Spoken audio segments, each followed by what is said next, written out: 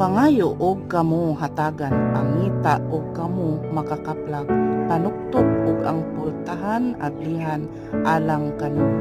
kay ang mangayo hatagan ug ang mangita makakaplag ug ang manuktok adlihan kamong mga amahan hatagan ba ninyo bato ang inyong anak kung mangayo siyag pan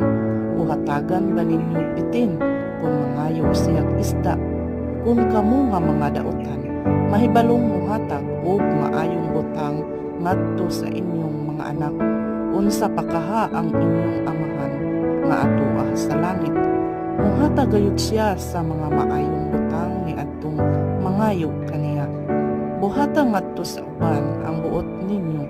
nga ilang buhaton nga naa kaninyo kini ang kahulugan sa balaod ni Moises ug sa pagtulon-an sa mga propeta.